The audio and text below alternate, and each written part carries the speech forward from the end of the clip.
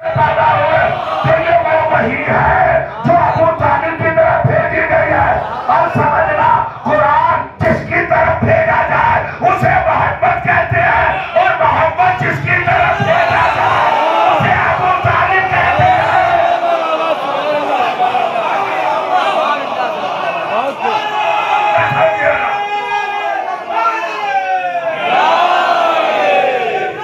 ماشاء اللہ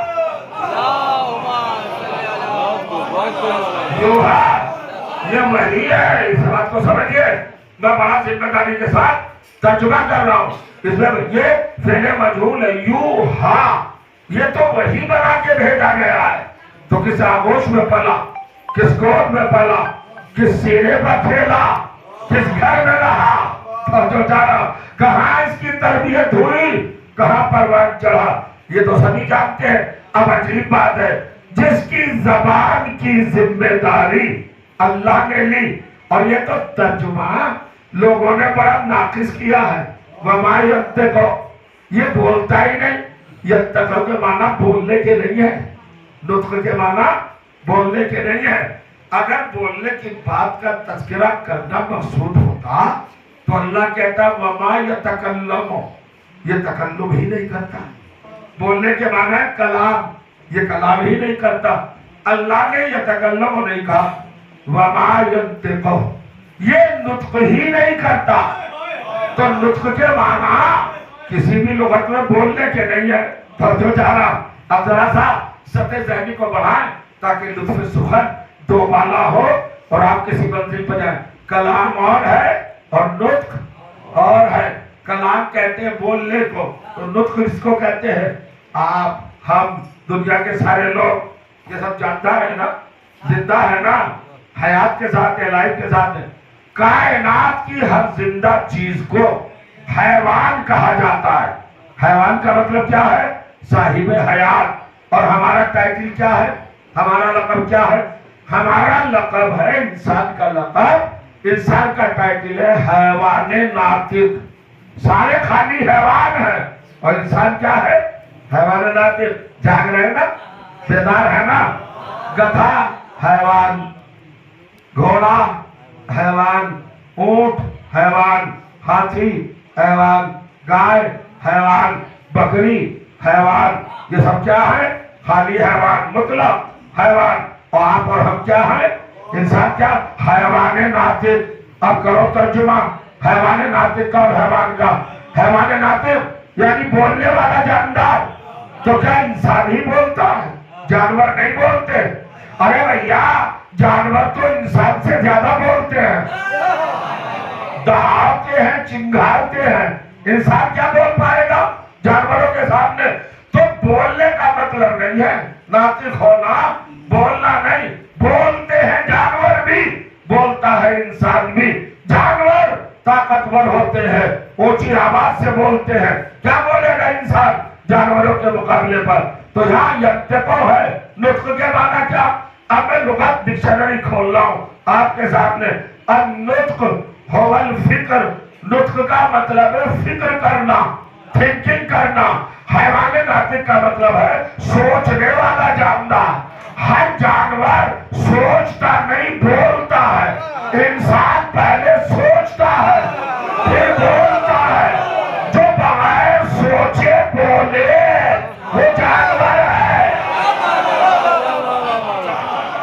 کیا مطلب ہے جو بغیر سوچے بولے؟ تھنکنگ.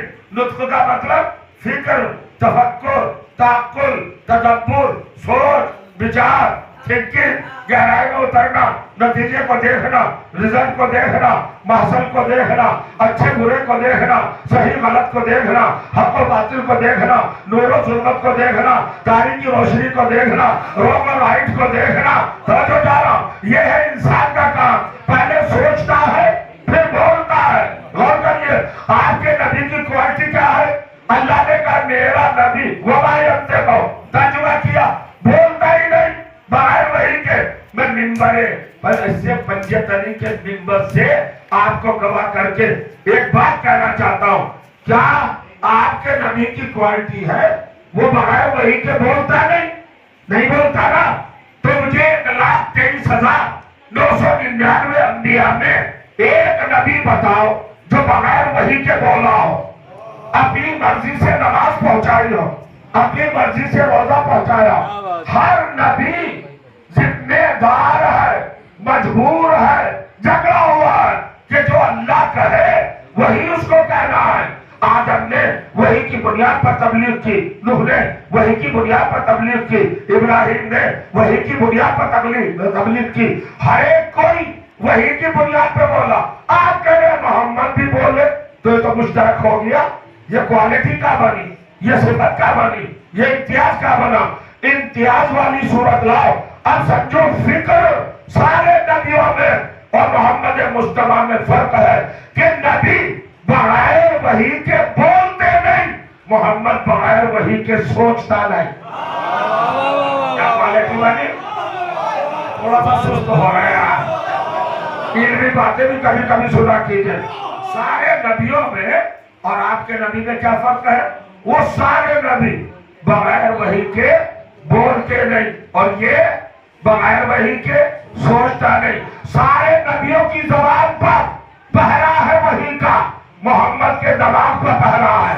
توجہ جارا، سارے نبیوں کی زبان کی ذمہ داری لی، محمد کے ذہن کی ذمہ داری لی۔ پروردگار یہ چوکیا کا تحفظ کی ذمہ داری وہی ہوتی ہے جہاں حملے کا خطرہ ہو۔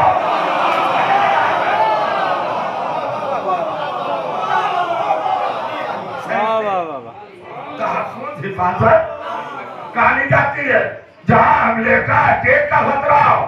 تو پڑھیے، سارے نبیوں کی زبان جھٹلائی گئی، نبیوں کو کاذب کہا گیا، زبان پہ حملہ ہوا۔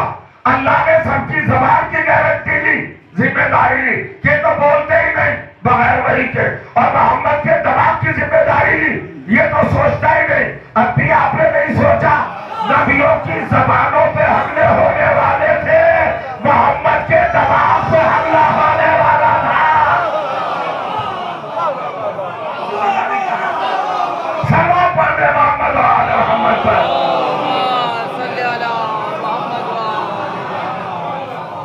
وَمَا يَنطِقُ عَنِ الْهَوَىٰ، بولتا ہی نہیں، سوچتا ہی نہیں، یہ فکر ہی نہیں کرتا، یہ تھنکنگ ہی نہیں کرتا۔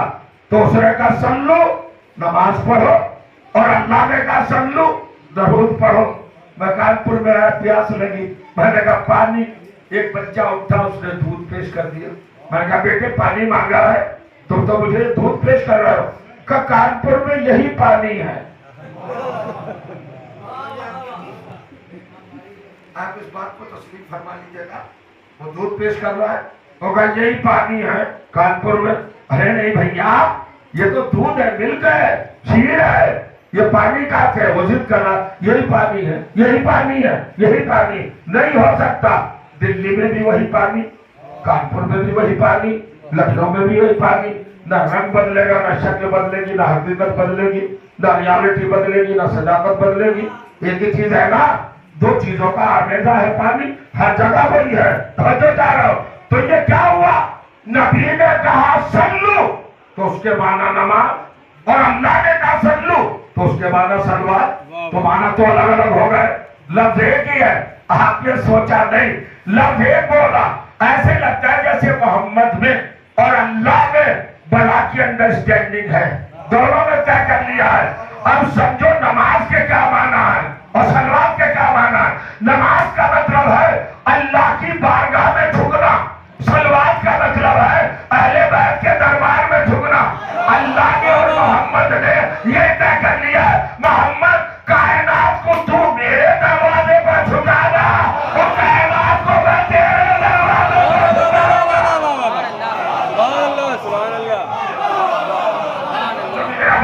سلوات پر محمد وعلی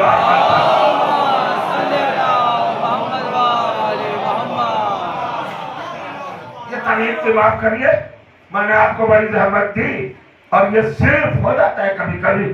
اب کہا اللہ نے اقیم الصلاۃ، نماز قائم کرو، نماز قائم کرو۔ گفتگو شروع ہو رہی ہے، آپ آمادہ ہو گئے۔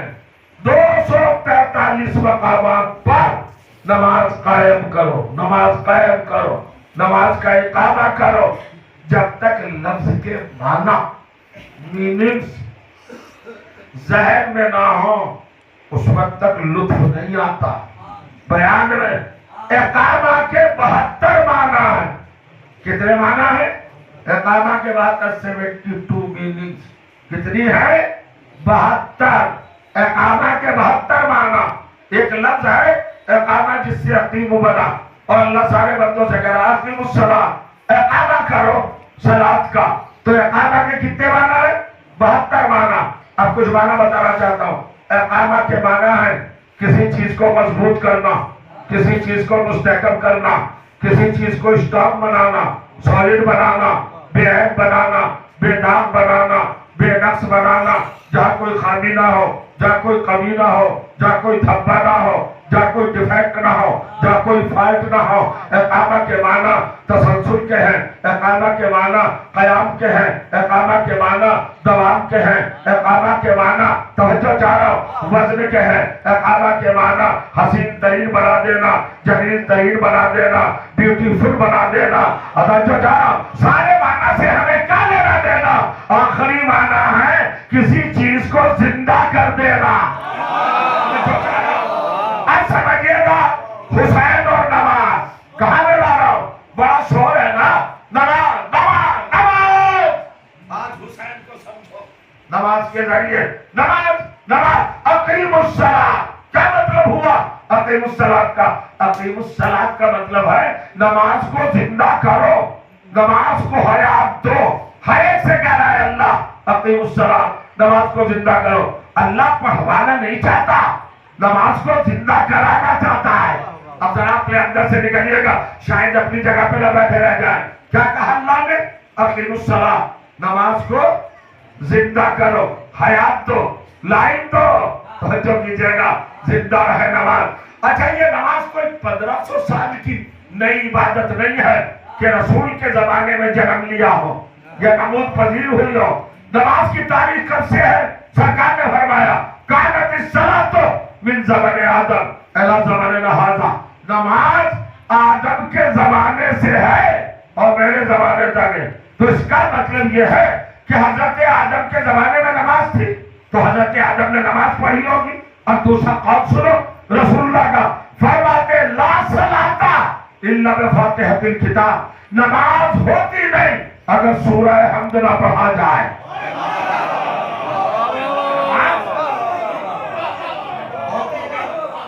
اگر سورہ حمد نہ ہو لا صلاۃ، نماز ہی نہیں.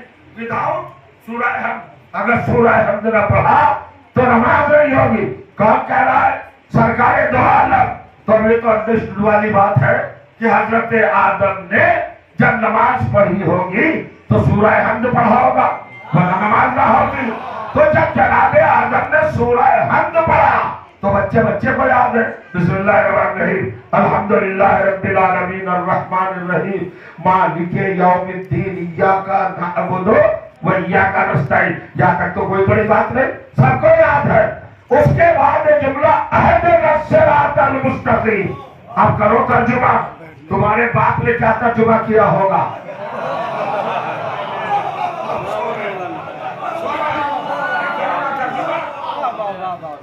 سن لیا؟ بیدار نہیں ہے آپ؟ ذرا بیدار ہو. حضرت آدم نے جب کہا ہوگا اللہ کی بارگاہ میں اہدنا الصراط المستقیم، پروردگار سیدھا راستہ مجھے خاموش ہے. کیا کہا ہوگا؟ بولیے نا. سب کا باپ ہے، سب کا دادا ہے، سب کا بابا ہے.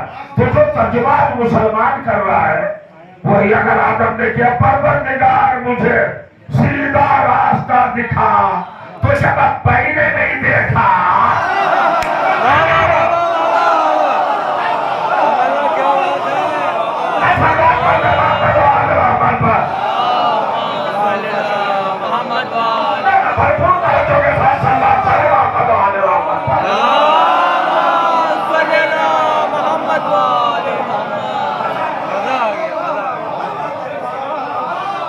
اندر کے انسان کو نکال کے سنیے. اب رسول کہہ رہے ہیں نماز آدم کے زمانے سے آدم کے پیریڈ کانت الصلاۃ من زمن آدم، یہ نماز آدم کے زمانے سے ہے، الا زماننا ہاذا، میرے پیریڈ تک، میرے زمانے تک تو نماز پڑھی حضرت آدم نے، تو سورہ حمد پڑھا، اس کے نماز ہے ہی نہیں سورہ حمد کے بغیر۔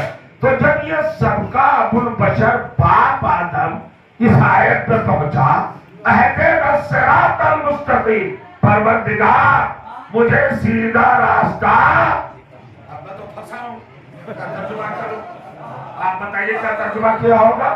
آپ کے باپ نے کیا کہا؟ ڈیمانڈ، آرزو، تمنا، گزارش، استدعا، التماس، خواہش، کیا نہیں ہوگی حضرت آدم کی؟